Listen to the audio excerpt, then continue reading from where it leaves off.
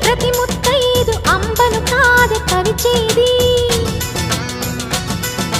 తన మదిలోని కలకలనన్ని అమ్మలకేగ తెలిపేది నెలతలే లేకుంటే